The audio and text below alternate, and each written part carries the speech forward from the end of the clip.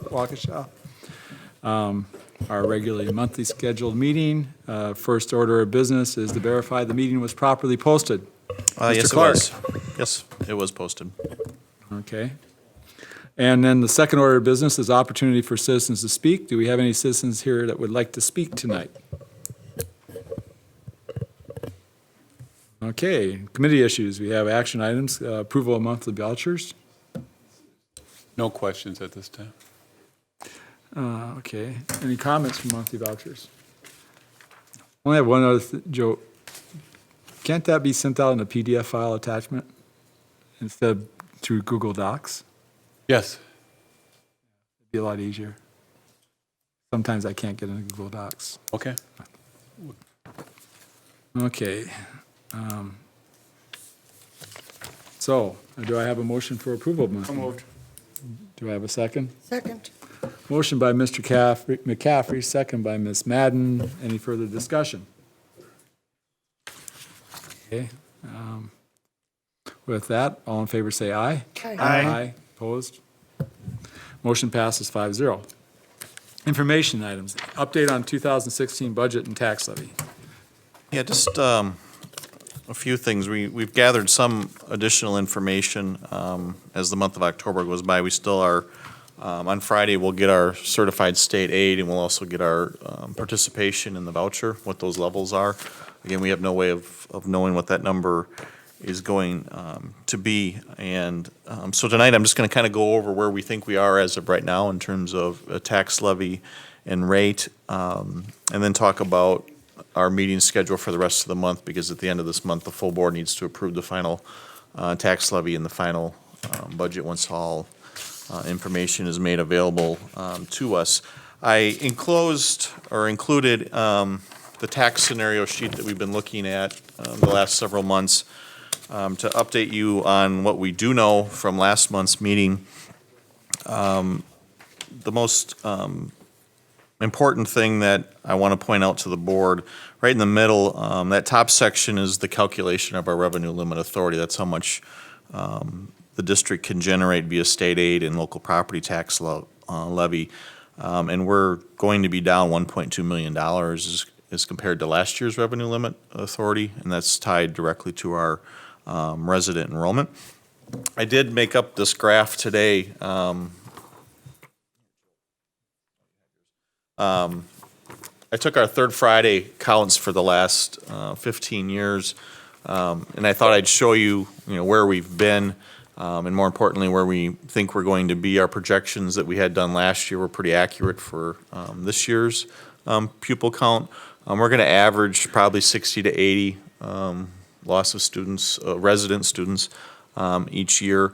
But you can see we're kind of in the historical range of where we've been between, 12,700 to just over 13,000. If the projections hold true, we'll be entering a newer, lower range than what it has been. But looking at this number, I don't see a scenario where our revenue projection looking out is going to be any better than flat revenue. More than likely, it's going to be decreasing revenue going forward. Going back to the tax scenario sheet, we do have our property valuation. That number comes out on October 1st. We had budgeted an increase of 0.08%. Valuation in the district's actually coming in at 3.42% increase. And as I'm sure you're aware, that helps us out on the tax rate. We had last talked about in the preliminary budget document of a tax rate of $9.10.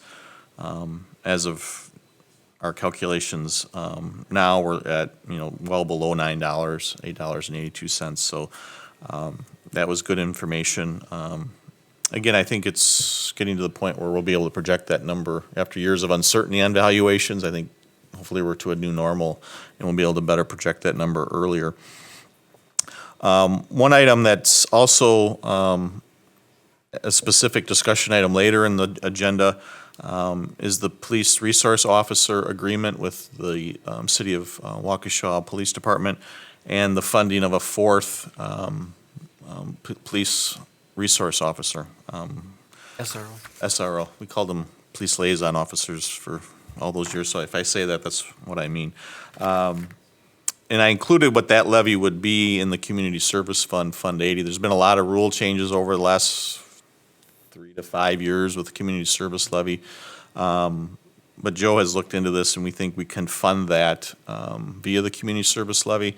Again, that's a discussion this board or this committee will have to have going forward. So I included it in there just visually so you could see where we'd end up even with it in there. So again, on Friday, we hope, we'll get our certified state aid.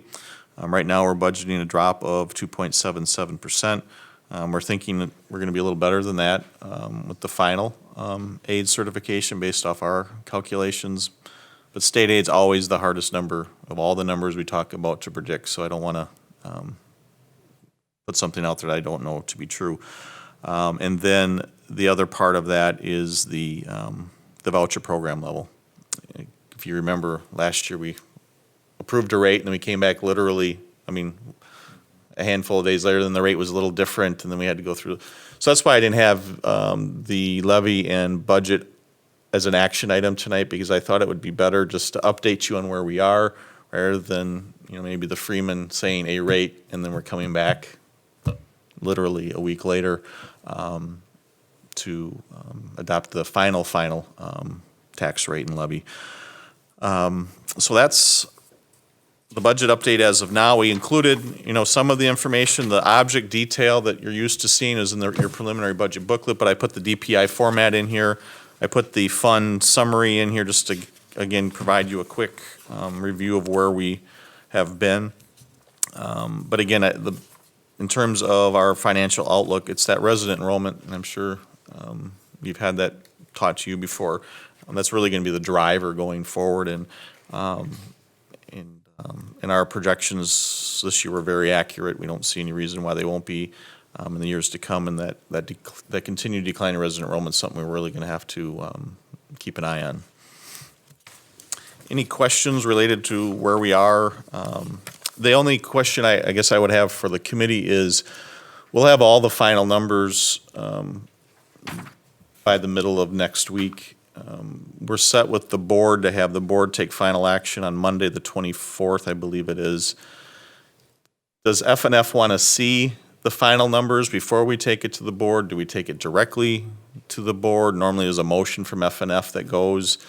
So we could either have a special meeting next week. We could have a FNF meeting right before the board meeting to review the final numbers. That's really, whatever your comfort level is.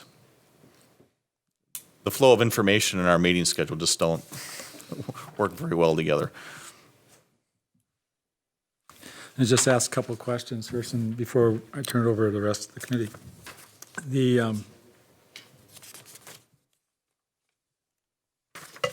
The problem with us not approving something that goes to the full board in advance of the full board is it ends up being almost like we're asking the full board to do our final review for us.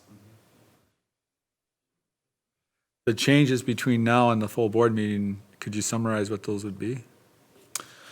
Just plugging in the certified aid amount, and then plugging into the revenue limit the voucher participation, and then that number is calculated, and that goes into the revenue limit. So what we saw last year was, Joe, if you remember, it was like a 2 or 3 cent swing in the tax rate, but the overall budget is basically in place right now. It'll just be plugging those numbers in and calculating that final tax levy and rate. Because we've made some assumptions as to what we think the voucher, it's actually in here. In terms of revenue limit authority, we think the voucher program is going to bring about $1 million of revenue limit authority, but it also comes with an expenditure. It's almost a wash. But really, it's just the calculation of what that final rate is going to be. So again, I don't have a preference. It's your comfort level. I just won't have the information until, middle of next week, Tuesday or Wednesday. So I guess the question I have is, why are we doing this at the next board meeting? scheduled, it was scheduled sometime back, is that it? We had talked about the 24th. I think last year we met on the 26th. So I kind of followed that timing. We can't wait until our normal November because we have to certify, around November 1st.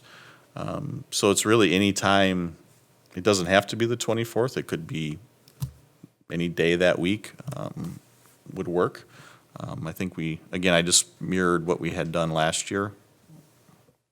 Go ahead, Mr. Well, if there is a concern, and I understand where you're coming from, Mr. Chair, that, the work should be done by this committee. We could be efficient with that also, though. So, maybe kind of the best of both worlds is have the committee meeting prior to the full board meeting, so we get a chance to look at it to see if there's really any big changes. I don't think there's going to be big changes, is what you're saying. They're pretty small changes. It might be a few cents here or there, and it's going to be primarily based upon whatever the voucher program numbers, how that will change the rate. Otherwise, all the details have been given to us, all the assumptions. I mean, we've been going through it for months. So if we wanted to be on the safe side, we could have an FNF committee meeting just prior to the full board meeting, just to be able to look at that, be able to look at those numbers. And if there truly is something that we're uncomfortable with, then we can bring that up at the full board meeting. Otherwise, we have 99.9% of all the assumptions and the numbers in front of us. I would think that would be a pretty quick committee meeting if we held it beforehand.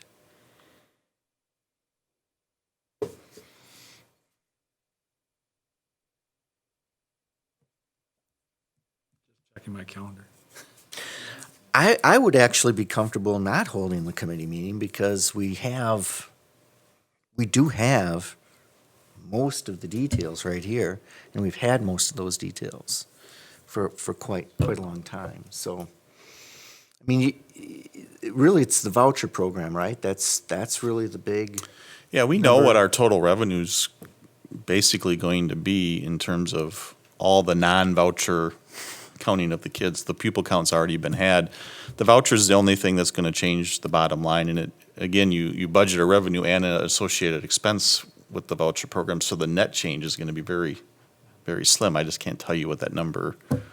The voucher program, this is only the second year, so it's not even like you're at a mature level of utilization of the program where we factored in some growth in the program because it's people become more educated in the program. Our theory was that they would utilize it more. But quite honestly, I have no idea whether that's a true assumption. I guess the question I have is, in our packet that week prior to that meeting, we'll have full details put in the packet for all the board members prior to that meeting? Yeah, we'll be able to send out full details. We could send out some information certainly by Wednesday Certainly. of next week. Maybe Tuesday. It could go out Tuesday late afternoon, maybe. We'll have it all in place then. Well, let's make sure whatever we send out on that Friday packet before that 24th meeting doesn't change between, so I don't want you putting it out early. I want it to make sure that we have the right numbers in that Friday packet, and then we'll just make sure that all the board members realize that this is not coming back to an FNF committee. It's going to be dealt with by the full board during that. No, that wouldn't be a problem. Okay with me. Okay, good. Sounds like a plan. Let's move with that plan. Karen, did you have any comments? Just a little questions on the budget. Since this is a budget thing, I guess we can ask some questions about it. Sure. Debt services dropped significantly.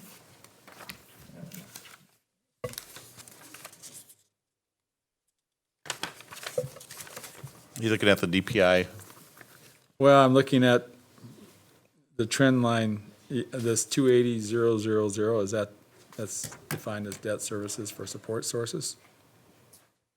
Oh, that's what that. That's expenditures and finance. Yep. The debt Page services, six. we're just going down to having the state trust fund loan payment. And we had originally up front in the energy efficiency payment, we had some greater expenditures to begin the program than we do now. Those have decreased.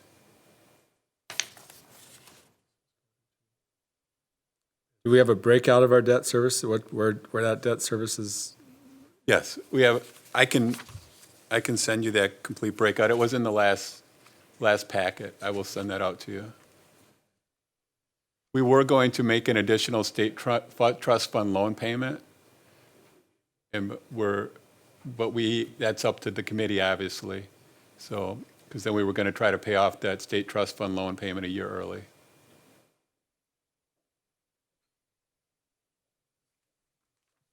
No, we'll put together actually a booklet very similar to the preliminary.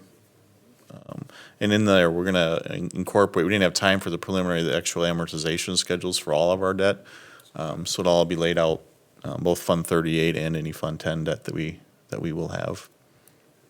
And then the next question I have, we talked about the community service fund. Is that fund at zero now? Because I think we had a balance in there, didn't we? Well, that fund was, right now, if you're looking at it, it would be a balance of $27,000 left in the fund as of the end of next fiscal year. So are other districts using that to pay for school resource officers? Some are. Okay, we're going to need to document which ones are. Okay. I can try to gather that. I know if we use that fund for that, we're going to get some pushback, or there will be some people who won't like it. Yeah, and when we have it's kind of a strange, we're going to talk about this twice. It's a budget topic, and then we're going to talk about it. And Joe Cook's here, or we'll be back, to talk about the community outreach part of that. Because there is a justification we have to go through when the auditors sign off on it. So I know there's at least one neighboring district that is. Yeah, I guess we can wait until we get to that point on item C, but certainly we're going to have documentation as to what other school districts are doing. Not every school district has school resource officers, and why is there a change for us? But we'll cover that in item C. But those are the two areas that are impacting. I mean, that will impact our budget if we approve that. Mhm. Okay. Anybody have a question, Mr. Como? And we'd only be looking at Fund 80 for the additional SRO, right? Correct. Not, and we'll Correct. go over again more details a little bit, but I want to make sure with the number that I'm looking at here. Okay. Any other questions about the budget and levy? Okay. Aramark Food Service Report. Yeah, if you guys could come up and actually. Oh, do you have the mic?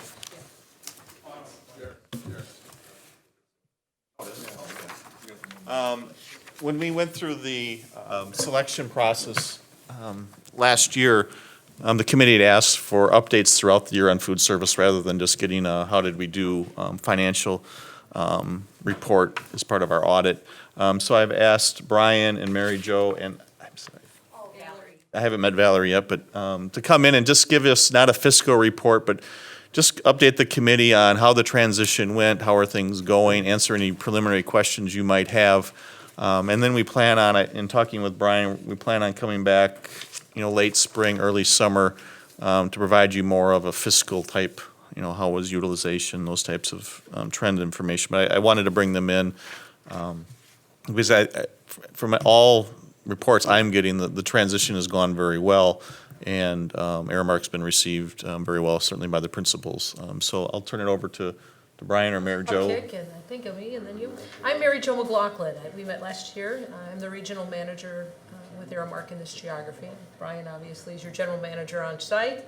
And Valerie Frigge, our newest member of the team, is our assistant manager and registered dietitian.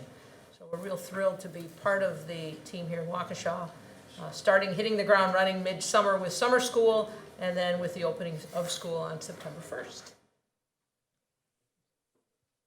Today, we're going to talk about how we opened, a little bit about Aramark in Wisconsin, which I think that's my slide, and then we'll trade off in our speaking about Aramark's marketing, what we do grade specifically, like you saw in the proposal we sent to you, and what we ended up doing with respect to converting. We have some cool pictures of actual site conversions, the strategy for the menu, as well as communications.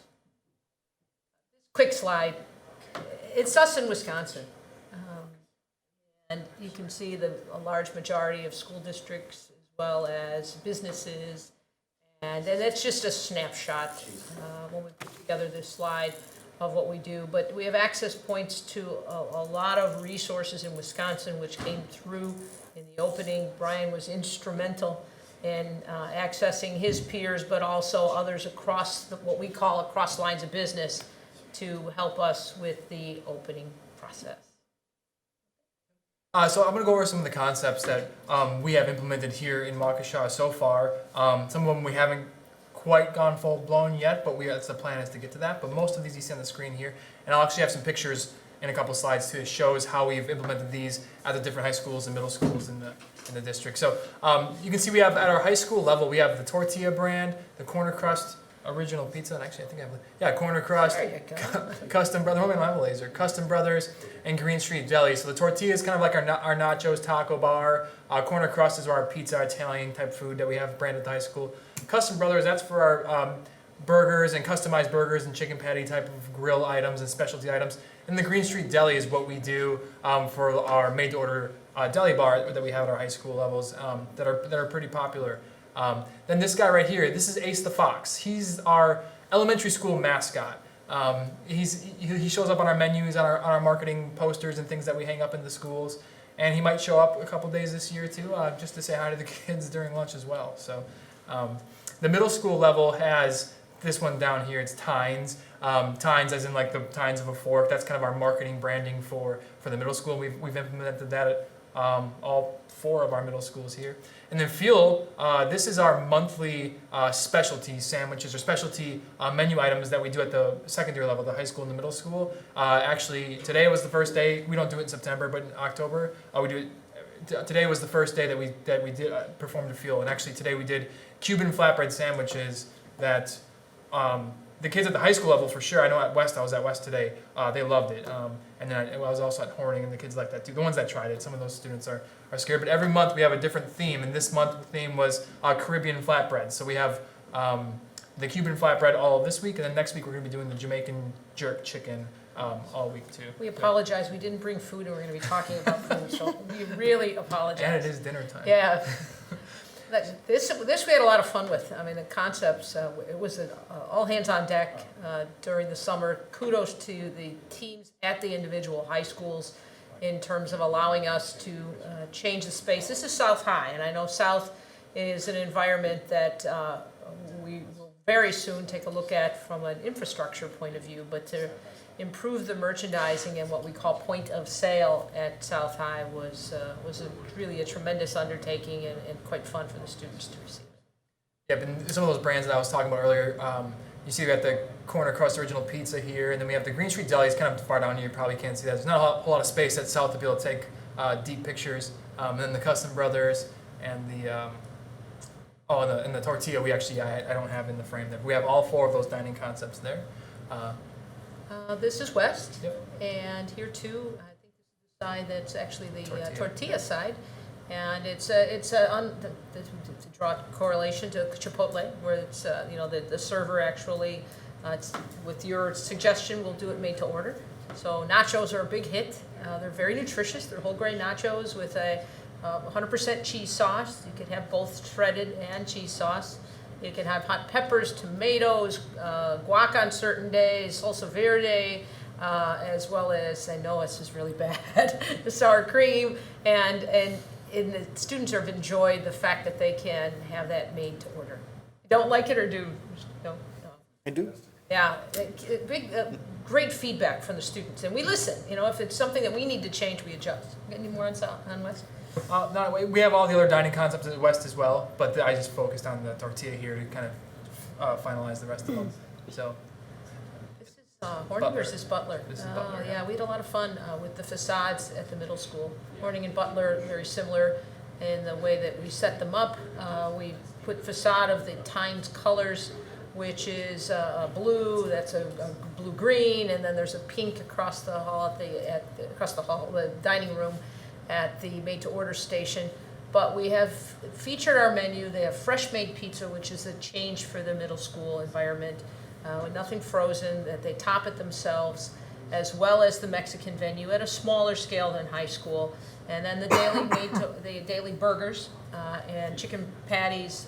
Students really have seemed to respond to it. And just the nice colors and the theme of it is something that we enjoyed putting into place. And again, kudos to the team on site for working with us through the latter parts of the summer to either change a paint color or maybe go back to a neutral color so that we could add this bright serving area piece.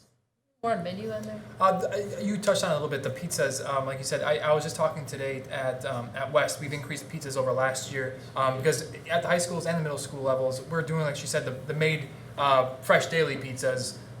Whereas in the past, they were frozen pizzas, and definitely the students have enjoyed these pizzas that we make fresh on a daily basis. And we also do a specialty pizza once a week. And I know one of the most popular ones at the high school is a sriracha chicken.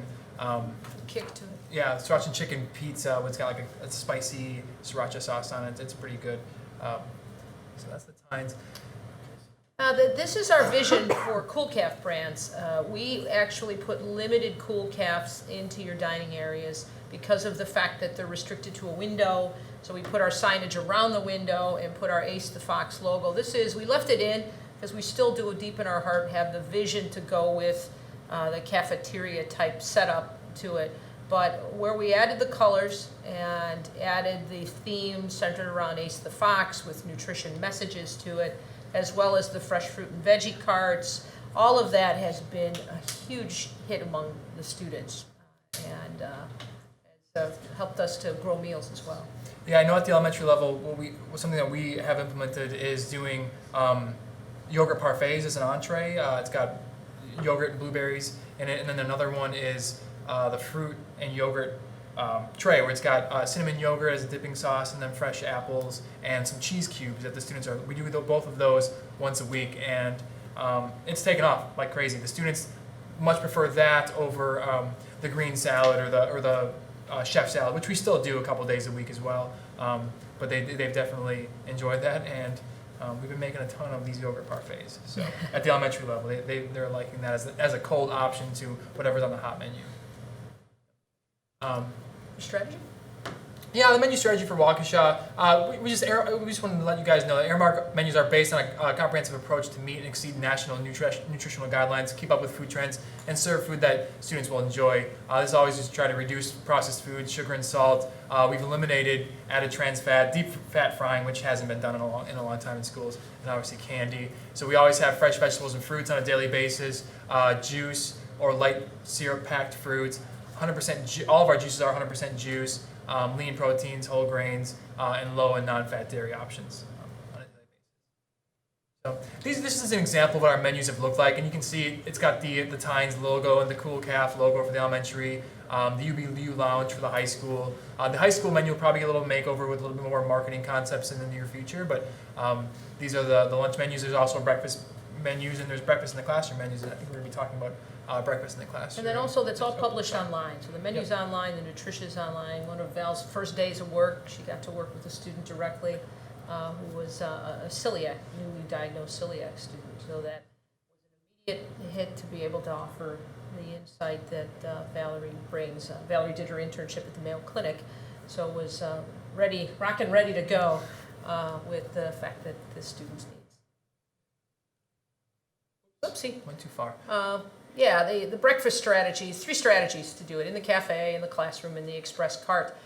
Wherever possible, when you go with a breakfast in the classroom mode, to set up either distribution directly to the classroom or through a cart throughout the building. Multiple carts is the best way to capture students or need. And at Whittier and at Blair, I had Blair and you were Whittier, right? Yep. We had a great time with the rollout and implementation, working with the team on the ground, with each individual principal, and we had one idea, yet adapted it pretty much in flight so that we were able to take on that responsibility and challenge, and meals went from somewhere in the hundreds to almost close to 300 for breakfast. Both principals are phenomenal to work with. They believe in the fact that a student needs to be hydrated and fed in order to be learning ready. Oh, you got a picture of me.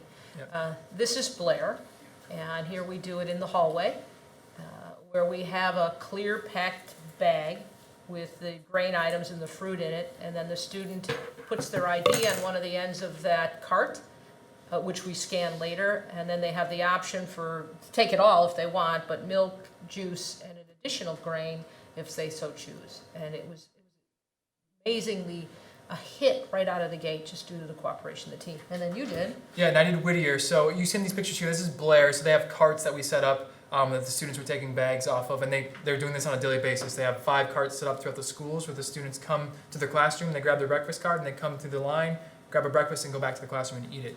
Now, at Whittier, we do the same sort of concept, except for packing them on carts. We're packing the breakfast in little totes, and we actually have our earmark staff deliver it to separate hallways in these totes, and the students or student helpers or teachers will come down and grab those totes, and in the actual classroom, the students will grab their breakfast and eat them there. So at Blair and Whittier, we went with both of these schools as universal free breakfast schools because the majority of the students are on free and reduced breakfast and lunches already. So the best way for these 2 schools to maximize letting these students eat breakfast on a daily basis was just have it available to them in the classroom, because a lot of these students might be coming to school late where there's no more breakfast in the cafeteria, or they're not able to get to school early enough to eat breakfast before school starts. So it was something that both principals really kind of approached me about. I mean, I came to talk to them and said, hey, have you ever thought about breakfast in the classroom? They're like, yes, we have, and we actually want to implement that at these schools. There are a couple other schools in the district that would qualify to go on the breakfast in the classroom program that in the near future, if we can, we would like to start doing that as well, because I know that, and everybody knows breakfast is the most important meal of the day, and when some of these students that are in the higher free or reduced areas are able to eat breakfast and not have to worry about being hungry for lunch, they perform a lot better in school, and that's just the best way we've seen how to do it. And like Mary Jo said, we went from a couple of these at Blair and Whittier, 100-ish students last year eating breakfast to almost 100% of the school eating breakfast. I mean, it's free for them. They can go to the room and eat it.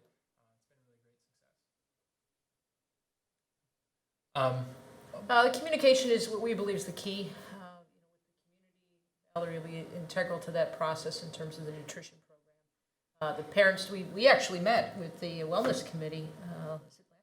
The parent advisory committee with Dr. Gray, and presented a very similar version of this presentation to them, and the feedback from the group, almost to a person, was quite good. And also they gave us feedback of things that we still should consider. So the wellness piece is something we take seriously. We want to be involved with from the ground up. We solicit the feedback through many ways. We actually have a student survey called Voice of the Customer that comes out, or Student Viewpoint. It's directly to the student. We motivate them maybe with a whole grain cookie to complete it, but it gives us direct feedback from our consumer.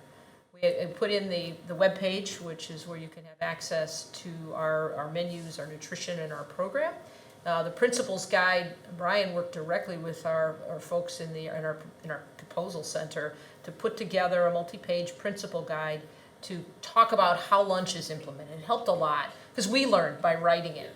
What we may have thought might have been something that was slightly different depended on the school.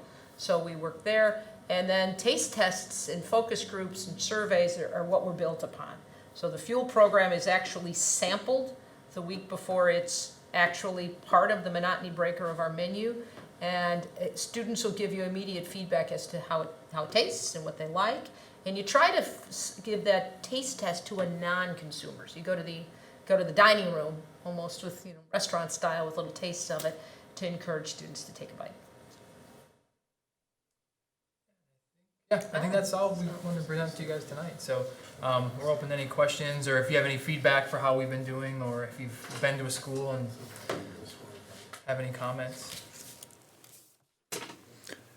Mr. Como. Thank you, Mr. O'Brien.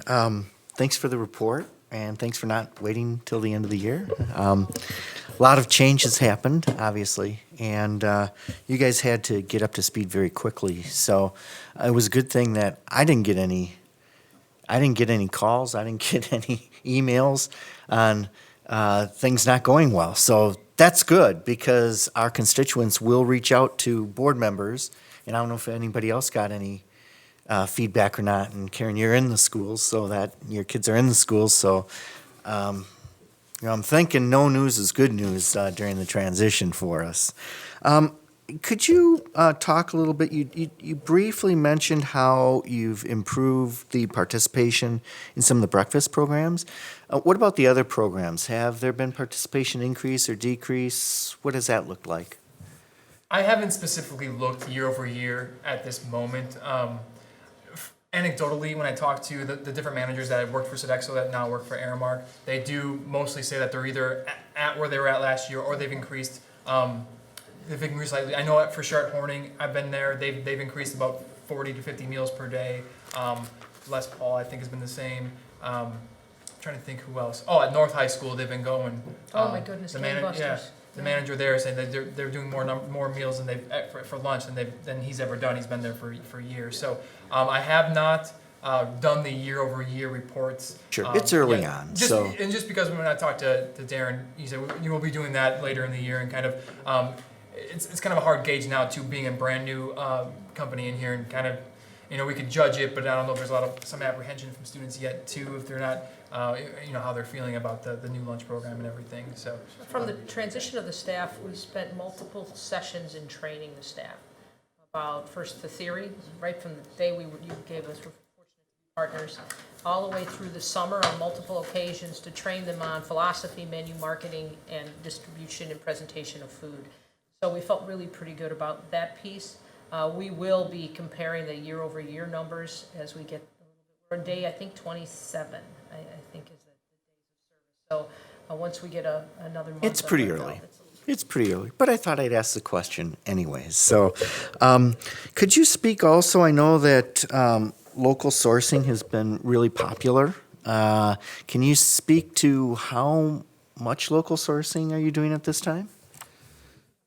Procurement, yeah, I know for sure that we've been using Cisco for most of our produce so far, and Cisco does procure not necessarily from local farms around here, but locally, as in within the state of Wisconsin or Michigan. I know for apples, a lot of our produce we are kind of so Sodexo did the commodity ordering back in February. You have to do it a year in advance, and so Aramark's kind of stuck with all those commodity dollars. A lot of that was diverted to what's called DOD or Department of Defense produce that we have to use up. There's a lot of money we have to use towards that. So we've been getting a lot of our produce also from that.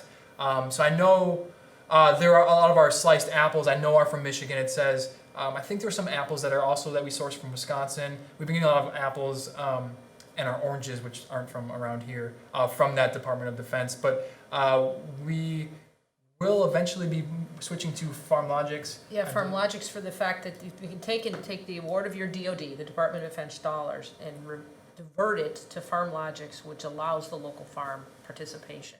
It'll be items, typical Midwestern items, apples, carrots, potatoes, items that we would have within our supply chain. We're trying to make sure that we go through it carefully so that we maximize the use of all commodity dollars, because those are dollars with the nature of our contract, which goes directly back to the fund. So you'll see a little bit more of that, and it's something maybe we can flag as we get a few more moments of experience as to where exactly items are procured, and it's amazing. Every time I do it, I find out the fact that Cisco Baraboo is local gives us the opportunity to have a lot of local. When will that switch take place to FarmLogix? We're hoping within this year, yeah, in the upcoming months, yeah. That would be something I'd at least be interested in understanding a little bit better as over time. Right. Also, just wondering how, it's great that we have Valerie on board and we have an expert dietitian to be able to solve, a variety of dietary issues that I'm sure with 13,000 plus students, there's a lot of students. So how do they gain access to you, Valerie? Do the students directly have access to parents, or do they have to go through a process, or how's that work? No, they can email or call me. I just need to figure out how to get my information online. And then, yes. I've gotten a hold of parents through Brian. So they've been emailing or calling him, and then he'll send them to me.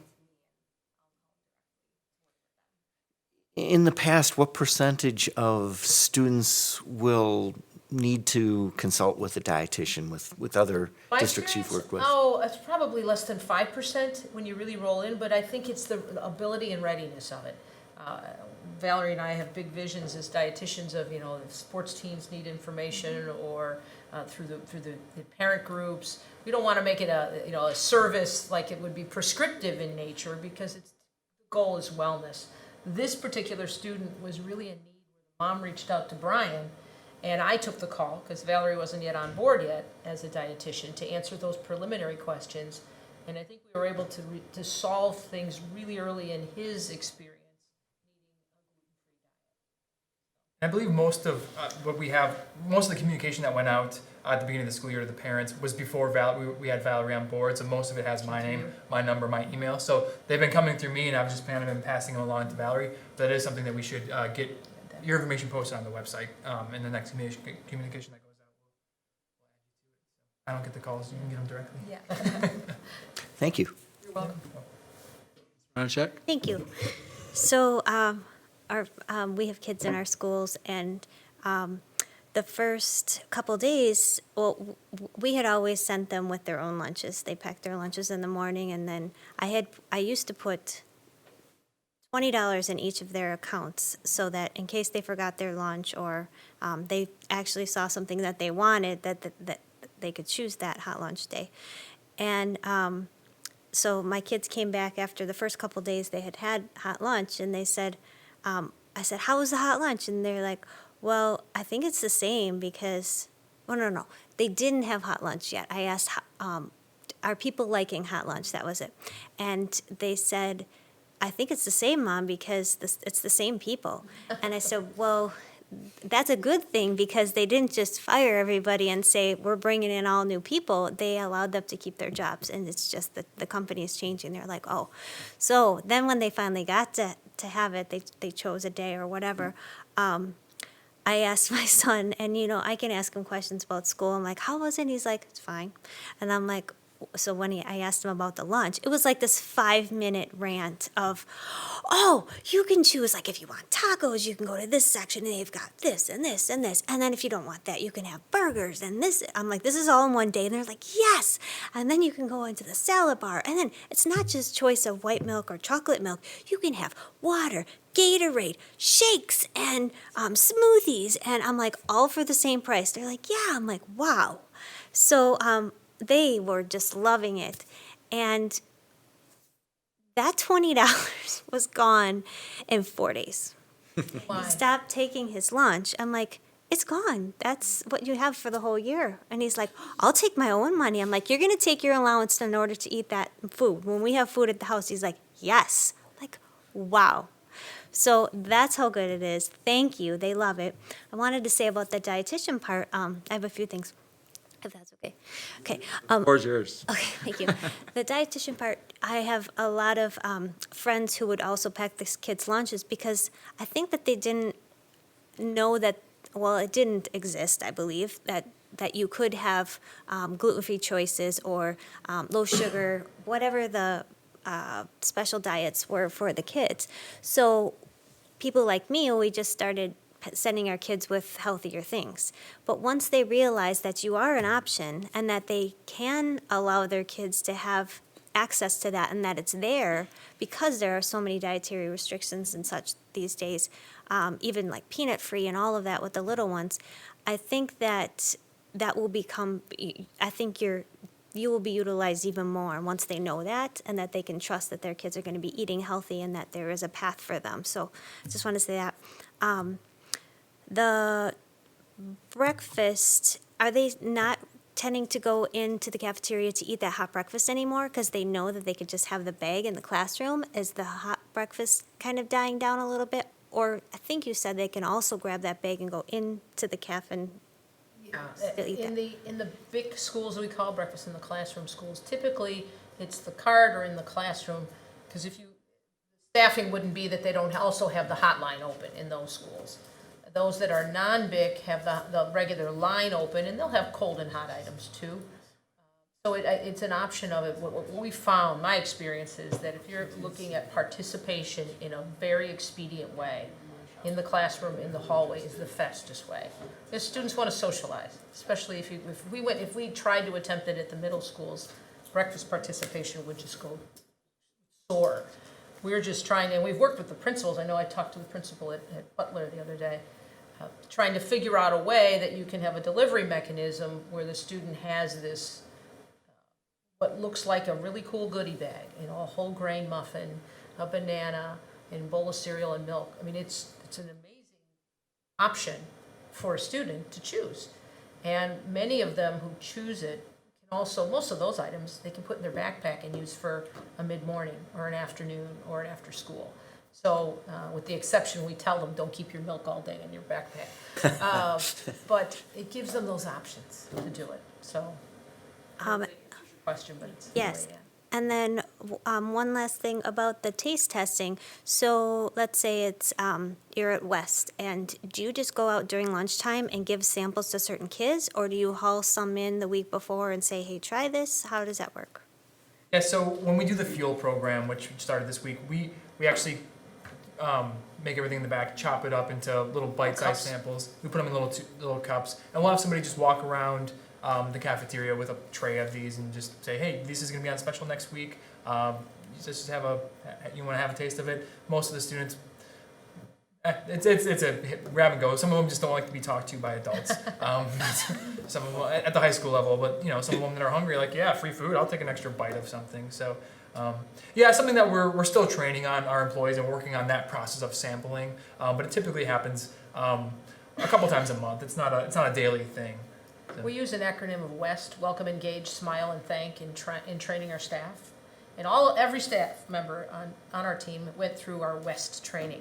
So part of that is that sampling with a tray of food, to welcome, engage, smile, and thank. And it forces them, encourages them to be a partner or partnership with the student. And not just the lunch lady or gentleman, it's that involvement. And they get free feedback too when you're out there. We've all done it ourselves. But you get feedback of what they like, what they don't like, and what they'd like to see. Well, in like a Sam's Club or the grocery store, when they have those people standing there, I mean, if you just had it in a corner where they would always know there's free samples, then you might not get the awkward feeling. The ones that want to try it would just come right to you because they would know. But I've done that was that just in an the past, not in opinion. Waukesha, but I've done that too, where I set up a sample table. If I don't have the extra employee that can just walk around during lunch too. So look into, we'd have to buy some heat lamps or something to kind of keep it Oh, that's true. Then we I encourage was them just, always to have a display plate of the specialty entree, something that has a wacky name, or maybe this, especially sriracha flatbread, the average student's like, what? So when you look at the item, it's attractive looking, but it's on a display plate right above where we're serving it, so that they can see that. yeah. I'm just curious, what Yeah. school was it your son that was? They're at South, Okay. and then once at Saratoga. Oh, okay. I was at South at the beginning, and it was so hot in there. I felt bad because it's a hot environment. But every one of them, and we tried, we're double dipping on the lines, trying to expedite the line, and they're like, it's the best tacos in the place. I'm like, okay. Yeah, and I'm not upset that he's eating so much. It's football season, so I think he's probably putting extras in his pockets, so for later. But thank you, because I know they're not sitting in class hungry. So. No, absolutely. Thank you for that. Thank you. We truly appreciate the partnership of being here. It's a real privilege.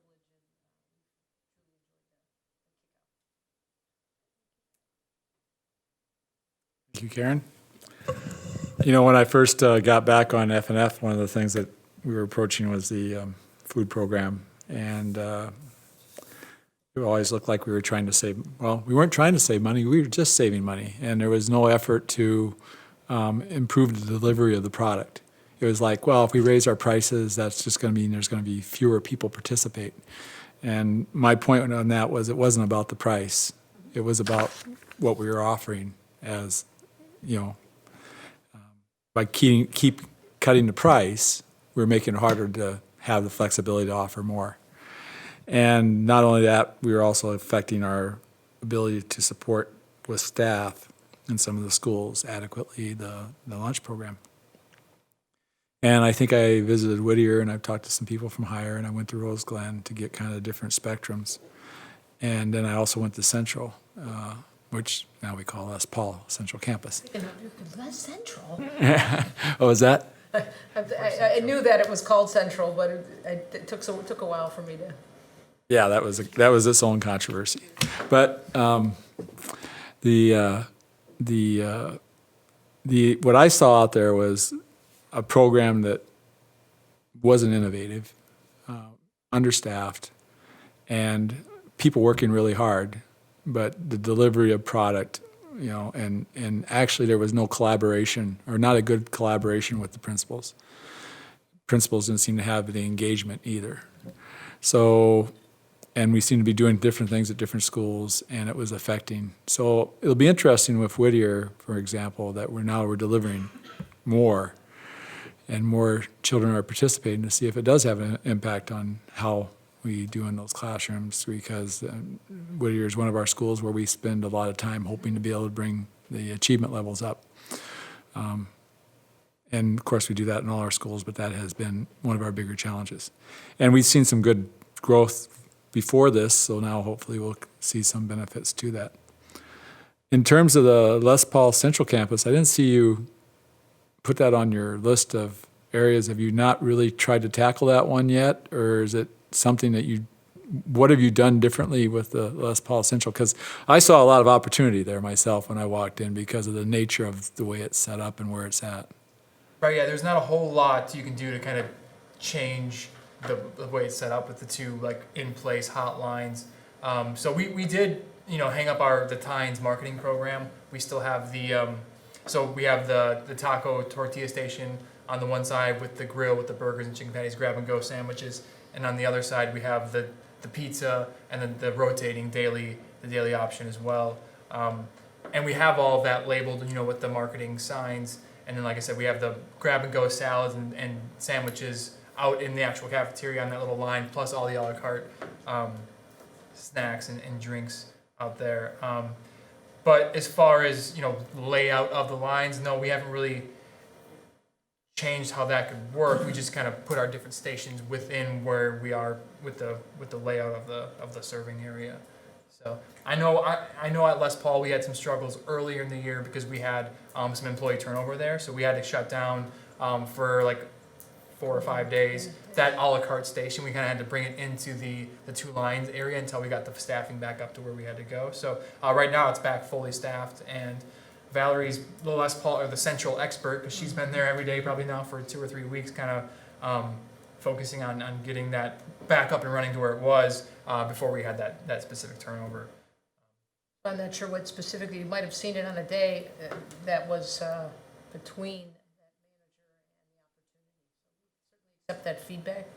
I saw it a couple of years ago, and I guess the point I'd say on that particular site, it seemed to me like, and I talked to the principal about the concept of, well, let's take breakfast, where you could create something from a breakfast point of view that would be attractive to the students, to where they'd be, just like Karen said, where they'd be excited about the opportunity to participate, because it seemed there was just grab food and run. There wasn't really any. Well, even though the way it's configured, the little up and down nature of it, that if we could do breakfast carts at your service to bring it to the student, might be a way to close that gap. Well, it seemed like they had the ability to install a grill or something that, yeah, because of the way it was laid out. So if you came in and you did like eggs or omelets, I don't know, you guys do straight eggs, or are they always prepackaged? Both. I mean, there's a frozen product that you actually take your commodities and put through as an egg patty. We don't do a lot of fresh eggs because of the number of them you'd have to theoretically crack. But, we do an egg or egg type product in a Do you think you could create breakfast burritos or something like that? And that We have would, that on the menu. Yeah, there's I think it's called a breakfast roll. Yeah. We don't call it a burrito, but yeah, we do. And it's got salsa and eggs and actually sausage cut up in it. It's just on the menu. It's not a daily thing. It's on the menu. We have a rotating breakfast entree throughout the month. So I know we have the tortilla roll. but speaking of the principal there at Les Paul, he felt that they improved what they had to offer for the breakfast portion. gained a lot more participation because it seemed to be just a place where there was a lot of potential for. Kudos to him, he's always in the cafeteria, always in the cafeteria. I never seen him eat though. He's super tall. The assistant principal eats breakfast every morning there. Mr. Ronachek. Yeah, yes, he does. You're the expert. I know he goes to meetings every morning.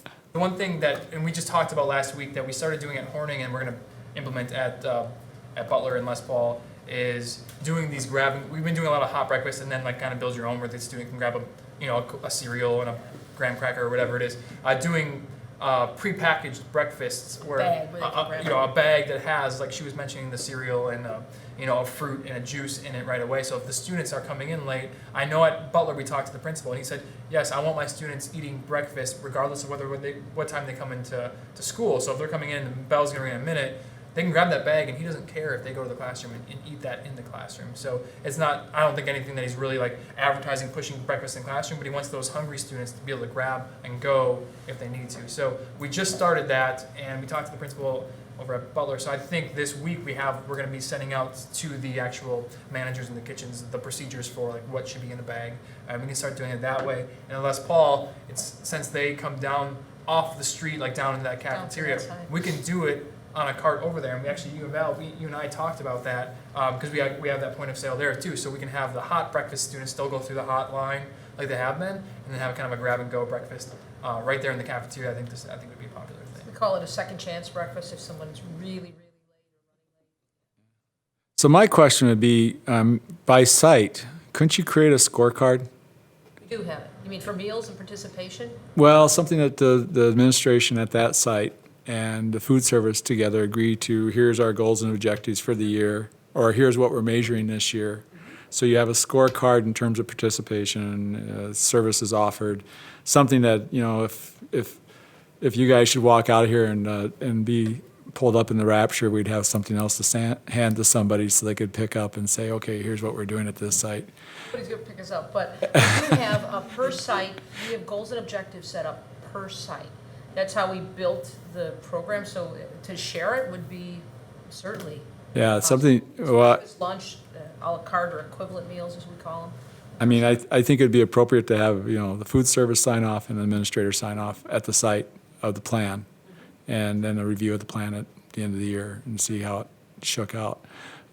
Simply because we just haven't seen improvement in our food service program for a number of years. It's just been, boy, we're staying within budget, we're saving you money, and participation keeps going down. Right. Well, there's a reason. So it sounds like we're trying something completely different, which seems to sound like it's working. We'll see if it works throughout the year from start to finish. Ms. Ronachek? Thank you. How is the faculty? How are the faculty liking it? Are they having? I know for a lot of them, for the first couple of weeks, it was pretty overwhelming, but they're getting into their groove. I mean, they had to learn a brand new way of doing a lot of different things, and but yeah, for the most part, I mean, most of them came back, because they had the option over the summer of whether or not. You're talking about faculty Sorry, dining, right? yeah. Yeah, you're talking about faculty dining. Oh, Okay, I was yeah. talking about my staff. I'm sorry. Yeah. Are the teachers, instead of going out for lunch, are they eating in the cafeteria? Are they taking it to their classroom? Do you see more participation from them? I don't know what they were doing before. I know I see when I'm in a school a couple teachers. I don't see a huge participation with this. I mean, it's hard for me to say. I don't know if they're doing it more or less than what they were doing. Okay. What they were eating Our before. anticipated plan is to do what we call a desk express, where they can pre-order whatever it may be, from a smaller version of our menu, salad, sandwiches, wraps, roll-ups. We haven't gotten to that yet, but that would allow someone to say, all right, Darren Clark wants a turkey sub, and to have that ready when he comes in to swipe in. Nice. That's our vision for faculty dining. It's pretty chaotic, as you can imagine, in the lunchrooms during the meal service. So I think that itself probably scares a few away, just in terms of that.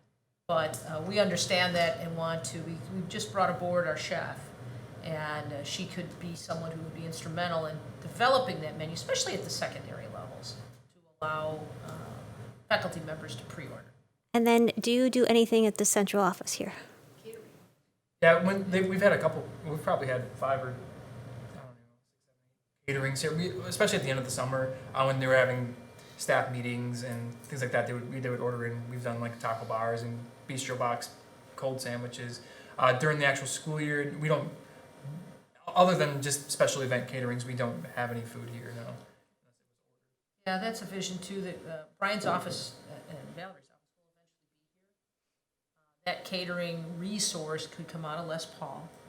And the vision could be, because your kitchenette here isn't bad in the terms of being able to offer cold items. I wouldn't go hot items right out of the gate, but depending on tempo and ordering, to be able to bring them over from Les Paul, I think we could have at least a service that would be provided for people here. The food that these guys have done in catering has been quite good and sometimes pretty elaborate, especially with some of the training and back to school training for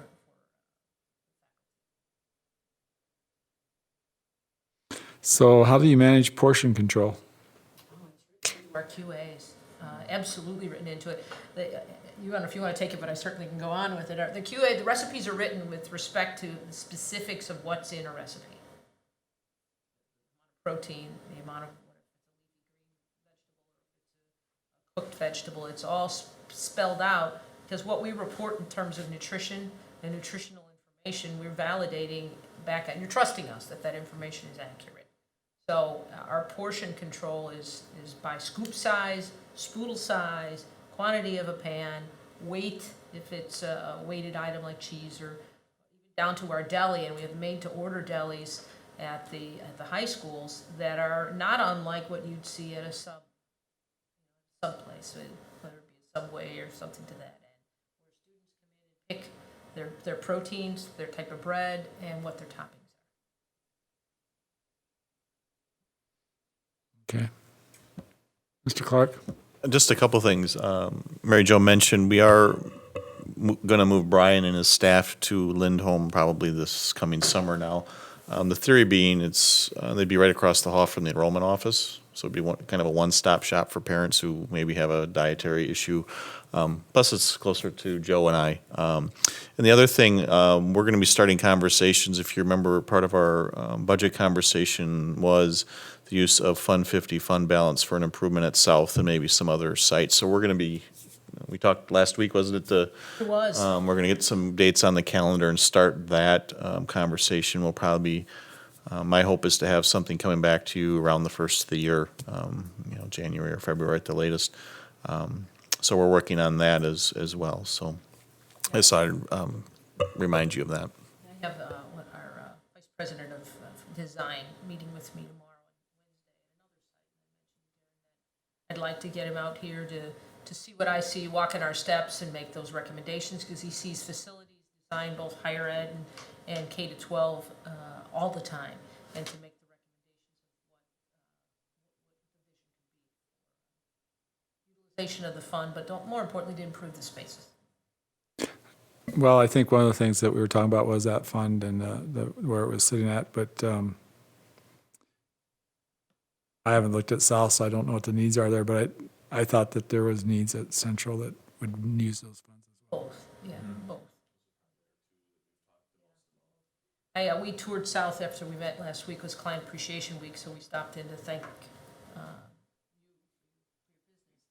and my boss was with me, and she's also seen a lot of environment, healthcare, schools, business locations. And we put together a little pecking order list of the type of environment that we would see changing at South.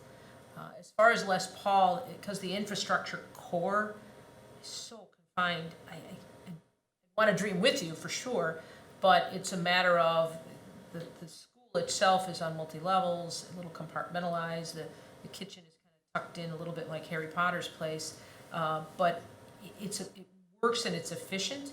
What we thought we would do is bring it out into the dining room, not dissimilar to what was last year, but to improve the site.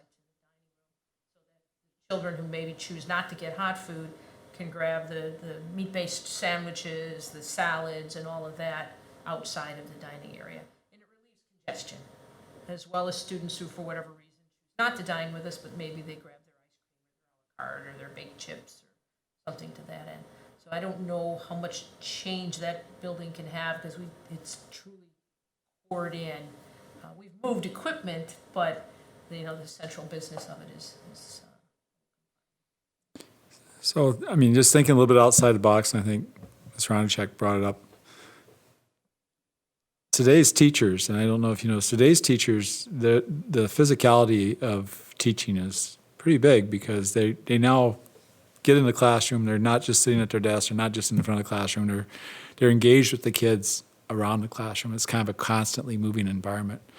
And, staff turnover is a problem. Retirements are a problem. And health is a cost for the district.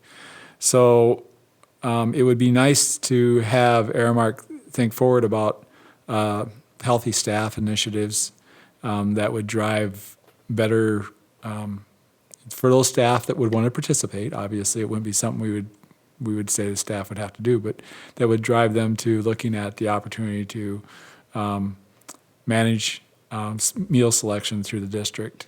As long as we have all the documentation, like we talked, portion controls and stuff like that, that would allow them to pick however much they want and know what they're getting as we try to move through a common, full-based, healthy initiative for not only our students, but also our employees in the district. Now, we've worked with multiple wellness programs, typically through your insurance provider. Mark recently, actually, we have Apple Crunch going on right now, where it encourages us as employees to participate. Back a couple months ago, we had Fitbits. You participated in multiple steps. I wear it. You could receive a Fitbit to control. So I think those kinds of partnerships are something we're apprised of and could perhaps. Well, for us, I mean, we're self-insured, and we have our own healthcare clinic, so we can manage and push. Yeah, absolutely. We can manage and push. If you coordinate with that, we can manage and push through a fitness program through that entity, which is part of. We were big in wellness, or tried to be big in wellness. I think we're about 8 years into that program now, but actually doing it is harder than just saying I am doing it. So I think that's something you need to look into because of the nature that we're trying to minimize our healthcare costs and we're trying to use the assets that we put in place with our wellness clinic and being self-insured to help drive that. And hopefully we can put the Aramark Food Service into part of that plan, if that's something you guys have in mind or Is that something. where I admit that you're a yoga instructor? Oh, yeah, we do some yoga. Yeah. Ms. Ronachek? Last question. And it's really important, I have to say this without smiling, it's really important for the board to make sure our employees and our kids are eating really healthy food. And so I think that trying that food would, samples and all of that would really help us to make the best choice. Obviously, being facetious, like that you need to bring us food, but yeah, the shakes. Or that so sort or of stuff. something. The yogurt you. smoothies or something. I appreciate it, and I like the creativity. It makes my head spin as to the next opportunity. Well, we do have a wellness clinic, and it's in conjunction. I don't know if it's in conjunction with the county and the city, but we're probably the biggest driver of potential staff to that clinic, and it's something that we've done differently than the other school districts around us because of our size, to be able to partner with the county and the city in that regard. Okay, any other questions? Okay, thank you very much for your presentation. Yep. Cubs. Go Cubs. No. We're in the wrong state. I know. Go Cubs. Who are they? It's 108 years. Packers. For sure there. We go with the winners, and then after that, it's the Bucks. Next year, it'll be the Brewers. Yeah. Thanks. Okay, next information item, monthly budget report. The September budget report, we received our first equalization aid payment, and that's on page 2 of the actual financial statement. And that encompassed 97% of our general fund revenue, or $7.7 million. That was basically the general fund revenue for the month of September. So going into the expenditures, we did have the first half of our HSA district contribution was made in September to start the high deductible health plan. And that's on page 3, going into page 4, where our HSA district contribution. And in purchase services, in object number 382, we had our 4K and Montessori partner payments totaling $482,000. In object 440 expenses, which was on page 5 of our financial statement, under non-capital, we had $165,000 for 3,000 iPad Air cases with a 3-year protection plan. And then one of our other bigger expenses was in capital objects, and that encompassed object 551, and that was $659,000 for wireless and core routing upgrades. But we are going to receive 2/3 of that back in E-rate funds once that is approved. And that E-rate program is something that Steve Schloman works with on a yearly basis to try to get our district as many E-rate funds as possible. So overall in the general fund, the district spent $17.91 million, or 12.52% of the budget, as compared to $17.2 million, or 11.98% expended by the same time last year. So we're on track for both on a budget basis and where we stood at this time last year. Any questions?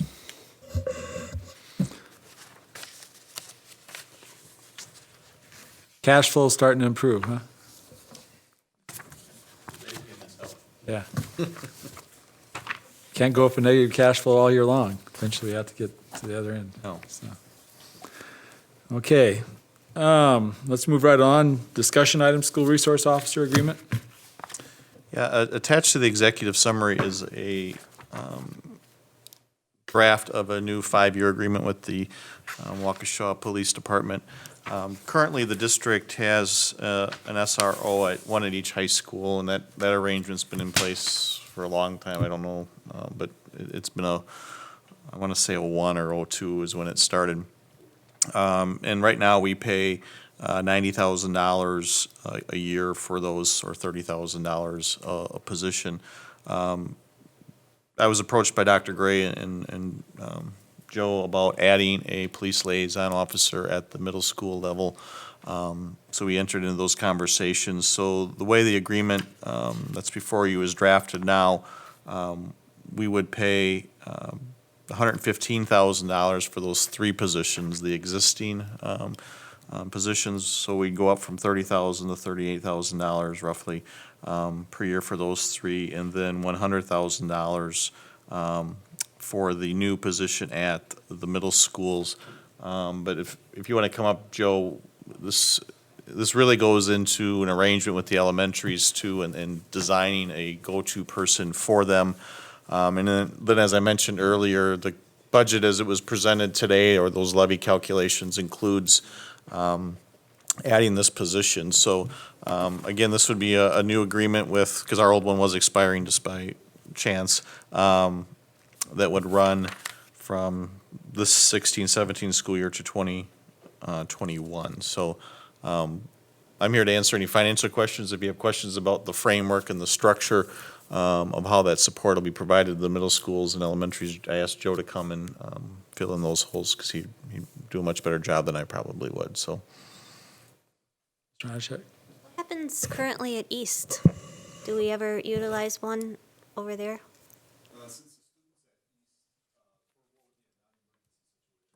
At East are all attached to one of our 3 high schools. So for a non-emergency situation, the students are addressed at what would be their resident high school. When there are issues at East that do require emergency or a police presence, we do call in and have a patrol officer report.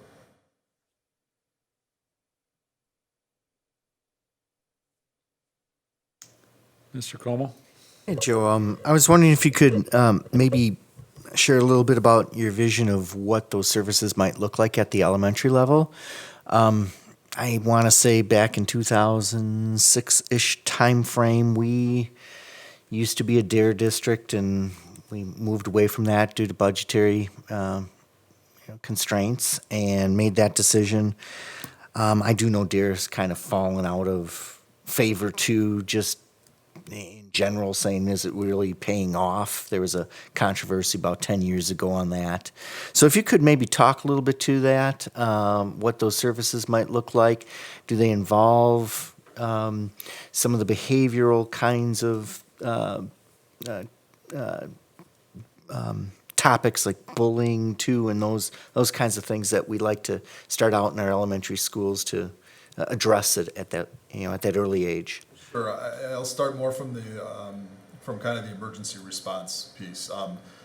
Not often, but sometimes at the elementary level, due to a student's behavior or due to parent while on campus, our elementary principals have to call the police. That is reactionary. By partnering up like this, that wouldn't necessarily go away. But what this partnership will do is it will connect our elementary principals with a patrol officer to act as a first resource.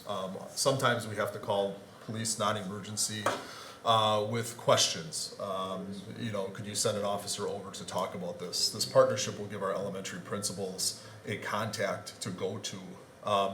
The other part of it is it's going to get a police officer in our elementary schools, not on an assigned day of the week, but once a week, in the school, walking around, interacting with students, so that our students begin to see police, not so much as the guys who respond to an event, but the guys who can act as a resource, somebody you can ask questions to, somebody if they're there at the recess time, maybe able to throw a ball around with somebody to see in a positive light. We believe, along with the Waukesha Police Department, that that's going to have a positive impact. It's an investment then in the future of our students. When the students get into the middle school and the high school, a lot of the dynamics that are in society right now, we're hoping to squelch by creating this partnership. Again, for non-emergency type situations, this officer would act as a resource for our principals, for our students, and for our families. Okay, the whole idea of police being part of our community, integral part of our community, being a friendly part of our community, I think is really important. I remember when Bill Beglinger was the DARE officer that we had, there were relationships that I think were built, strong relationships with him and members of his team when we had the DARE program going on. And there was a more positive light of that. And I think that's, we're in very troubling times. Are there other things that you would see, that would potentially, these officers would work with perhaps our social workers and our psychologists in developing some of the behavioral programs like on bullying and those kinds of things? Or is that not going to be part of this? Well, I think the police by nature are more responsive. I think that, there's been a lot of conversation around, the police officer having to act as the social worker. I think that there are going to be partnerships there, and we haven't discussed it specifically with the police, in and around having an officer speak to the classroom around positive peer interactions, positive role modeling, not bullying, what some of the long-term effects could be. But our social workers and our psychologists at the elementary school are providing a lot of that right now. I think another added benefit, a few years back, the board approved the crisis response. To know that the elementary, you think about the readiness, our high schools, they have an SRO in the building. They can review the plan, they can review the actual event that a lockdown goes into. Right now at the elementary level, that partnership exists only between one of our community officers coming in and being present for a drill. This partnership could help us strengthen that around school security, making sure that our students are safe, day to day. They can supervise our drills to make sure that our drills are being conducted as efficiently and as effectively as possible for kids. On the positive end, I wouldn't say no to that. It just hasn't been part of the conversation with the police at this time. Okay. And then at the middle school level too, could you kind of give us a feel for how that would be working? Sure. We would look to have the officer stationed out of Horning Middle School, primarily based off of the office space that's available there. They would have the space. But then also the need. We've seen a higher level of referrals at Horning, so that would be the reason why placing the officer there. They'd be on a rotating schedule, but not a consistently rotating schedule where they are 4 middle school sites where they would have a presence and again a lead contact for the building principal. When you look at how our high school SROs who come into the building every day, they're not uniformed officers. They're dressed, with a Waukesha West polo shirt on. They're very much part of the school community there. We're looking to try to create that at the middle school as well. Again, with the intention of bridging how students perceive the police, how to be more proactive with the policing instead of reactive. Our current model is officers get called to the school, patrol officer gets called to the school if there's an issue there. This is a way to proactively have somebody in our schools working with their kids, working with our administration. Okay, thank you. Think about it again on the realms of population centers. Our high schools, 12 to 1,300 students. Across our middle school locations, we've got about 2,500, 2,600 students. And so knowing that, then some of our middle school kids have some of our high school type needs, and we want to make sure that we can address that. Gotcha. Thank you. I'm not clear on the math. We spent 30,000 for each of those. Is it a full-time position in the past up till now? And then, so that was 90,000. And then adding this one position, the cost will go up to 150. And then for the last 4 years, it'll be 215. I understand the 100 will come out of that fund, but why the jump? Yeah, the first year, the city's on a calendar year budget cycle. Okay. So we're only paying a proration, because they're gonna fit it into their 2017 budget. Well, we're running a fiscal year, a July 1 to June 30. So that's why the math seems odd, is it's gonna take us a year to get on the same, to get that complete year of cost. And then it'll stay flat come year 2 of the agreement, the amount. $1,000-ish difference. I mean, if you take the 4th officer out and you're looking at the $115,000 for the 3 officers. We've been getting a very good deal from the Waukesha Police Department for a number of years. When I arrived to the district, Todd asked that I look at adding a 4th officer, and we began talking about what those costs were. And we were looking at some of the southeastern Wisconsin districts that were paying anywhere from 40 to 60% salary and benefits, and we were sitting at about a third of that. So as we went into this new contract, the police, 4th officer aside, the police were asking us to make a greater contribution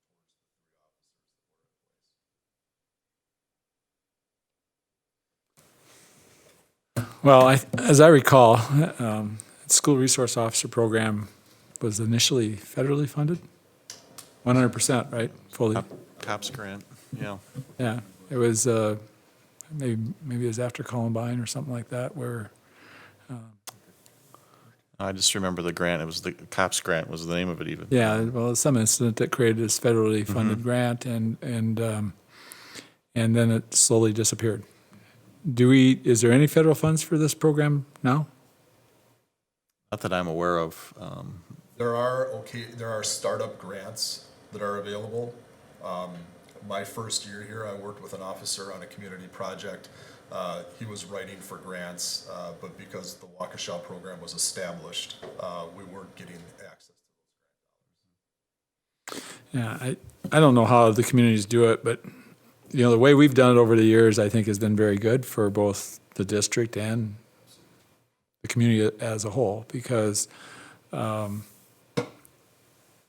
we've been careful about the type of people we have as school resource officers. I assume we'll do the same care on this 4th resource officer. Absolutely. Yeah, I mean, it's a very big personality profile that you put these people through. You don't want them to be,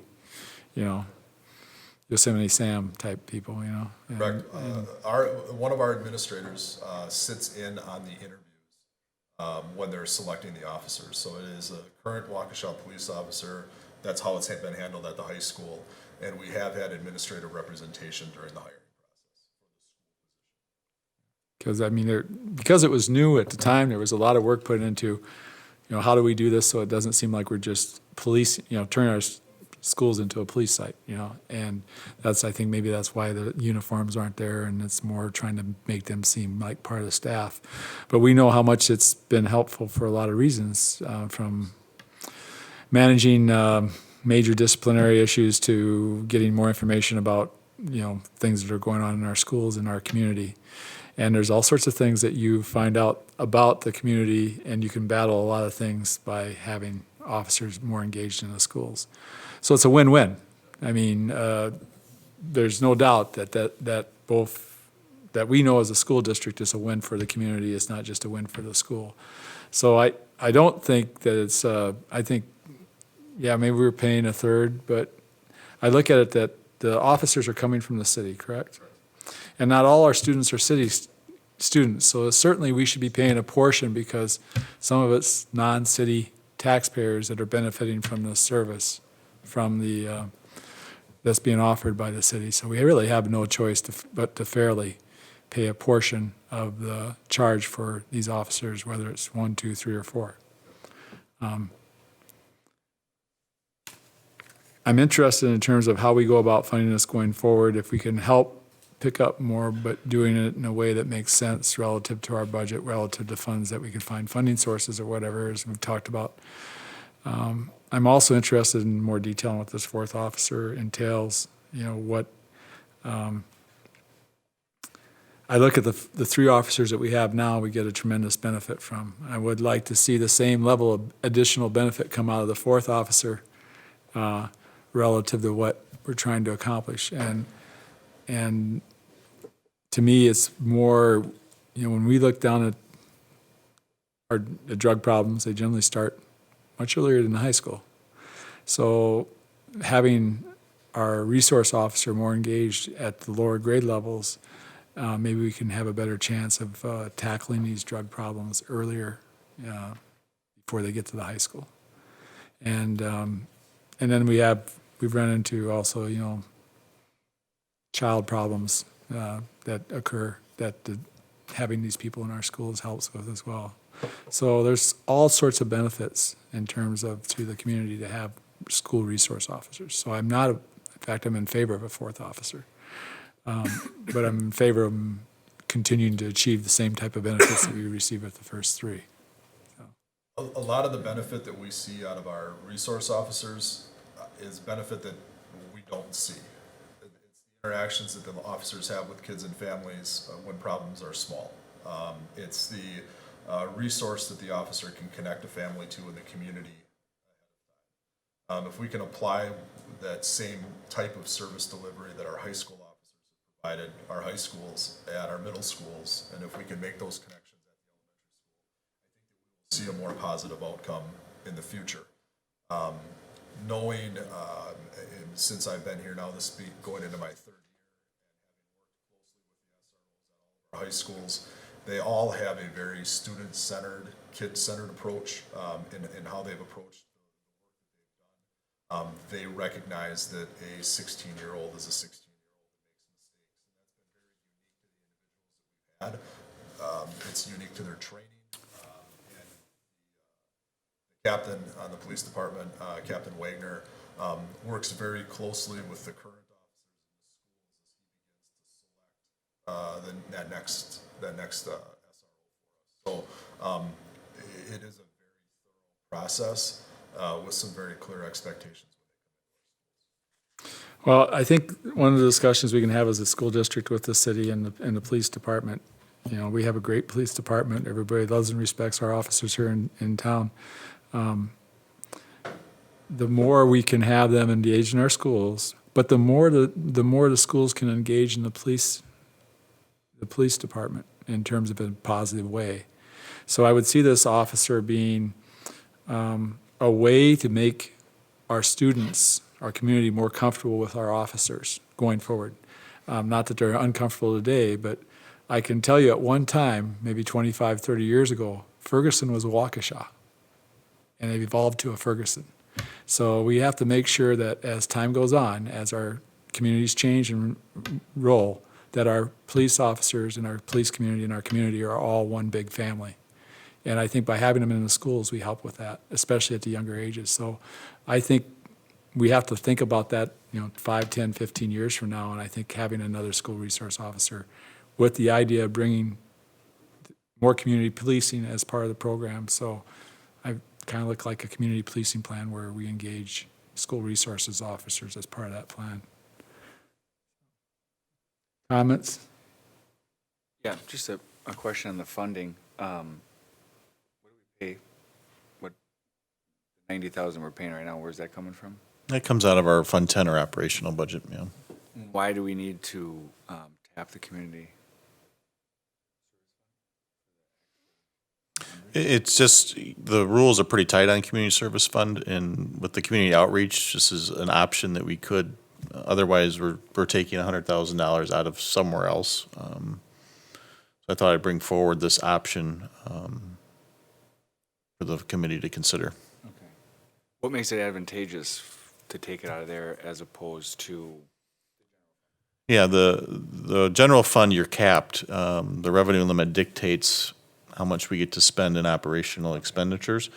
Community services is outside of that, those restrictions that the state has put on us. So we have a little more leeway, but the rules, again, are they're pretty tight. And that's why I asked Joe, and I tried to highlight in the agreement, you really have to map out community outreach and have a plan. So in the agreement, the city and the district would come together with a calendar kind of to accomplish that, meeting that criteria. Okay. Are you planning on moving it all to the community outreach service fund eventually, so we can get away from the? I think that's something, as budgets, assuming our projections hold true, as they get tighter and tighter, it's something that we have there. But then Joe and I would have to go through those officers and really be able to make sure it's hitting the criteria that DPI is laying out. Ms. Madden. Well, I just think that this is a great idea, but we could be spreading this officer very thin with 3 schools and elementary. So I think we have to be sure to watch that, because otherwise we're going to lose a focus of what he's there for or she there for. If I may add, Yes. the elementaries are gonna partner up with a patrol officer. So there are 13 elementary sites this year, and the police department is working with their patrol officers on a buddy system where officer so-and-so goes to Whittier, officer so-and-so goes to Summit View. And then the fourth officer is gonna be targeted at primarily at Butler, Horning, and Les Paul, with also, responsibilities at STEM as appropriate. I think maybe it's possible, and maybe we aren't aware of it because it's not what we're into, but there might be a community policing grant program being developed at the federal level because of all the problems we've had the last 2 years that have been happening. So I think that's another thing to talk to the city about. If there's a community policing plan that would be part of putting it into this community service levy to help fund it from our side, long-term, maybe short-term, you can apply for some grants. But you're always trying to look for solutions to long-term, good long-term solutions to something that needs to be dealt with over a long period of time. So it's probably a good idea for us to take a look at a 4th officer. But I think the idea of creating a more of a community policing type program is more of a justification for using the community service levy than just we're going to add another officer. And one thing with those grants, it's just not Joe and I looking for them. The police department is just as interested. So you really have 2 sets of eyes or 2 different viewpoints trying to track down those funding sources. But over time, like you said, it was a hot item in the early 2000s. I think that when I don't know if they fall out of favor or the funding goes away, but, the political winds change that. I think when we applied for that grant, though, they told us it was going to be gone. And I would say it was a 3-year agreement, if I remember right, so, or maybe it was 5. yeah, we knew they was going to go away, though. Yeah, everybody did it because it was a hot topic. But I'll give you, I've watched these board meetings for a long time, even before I got on the board, and we just went over the school lunch program, and I can tell you, one of the hottest, most disputed topics is why are we giving kids breakfast? Can't their parents make them their own meals, their own breakfasts? I think that's kind of changed that mindset. Maybe some people still have that, but obviously it's kind of changed, and we can see the response we had to the food program. I think policing is the same thing, and why do we have school resource officers? Why do we use school? Why are the schools so much part of our community policing effort? Well, they should be, basically. They should be part of that. It's going to be part of building relationships between, so that people aren't afraid of interfacing with each other. Officers interfacing with the people, and the people interfacing with the officers. Mr. Como? Yeah, it actually saves our community money to have the SROs, because prior to them, the police would have to actually send patrol officers to the schools for each event. And then they'd leave, and then they get called again, and then they'd leave. And that's why these programs started to come about from an efficiency perspective. I wanted to talk a little bit on the actual agreement. Is this the total agreement that's in force right now? No, I just grabbed this so you could see the financial arrangement. The body of the agreement really didn't change significantly, but I wanted you to be able to see where we were. Gotcha. Financially. Well, that was my next question is, it looked like we really added on to the agreement, but we really didn't. No. I just It's- wanted to give you a snapshot. So of the other than financials. the financial side of things, are the only things that changed in the agreement are the highlighted, there's a couple highlighted areas. In 2A, I see that's highlighted. I see in 3O, there's a highlight there, And actually, in like, oh, pricing. I think, and I can bring back, when we bring this back next month for committee and hopefully Board of Education, I'll actually bring you a red Okay. line document. That'd be good. What I was highlighting here, because like in I don't know if that's different or not, I was just going through and trying to find that community tie-in, and that's what it was a topic highlighting, not Sure. new versus Okay. old highlighting. I think that would be helpful, knowing what our contract was and Sure. what it will be. I also think, if this ends up being a situation where we need some additional legislation to allow funding for this, like the community, let's say we can't do it, I think we need to talk to our representative about that. Because I don't think the community would be against us having safer schools, safer communities in this day and age. And certainly the school resource officers that we have today have contributed greatly to safer communities, safer schools. We know that just from our own experience over the last 10, 15 years. So we want to make sure we keep in touch with our legislators through our Sure. contacts. Okay? Any other questions? Well, it was a nice discussion. Yes, with that, do we need to adjourn to executive session? Yes, just for an update on, We need to adjourn to executive session. yes. Yes. Okay, do I have a motion for adjourning to executive session per Wisconsin statutes 19.851E for the purpose of consideration of student transportation contract negotiations? So moved.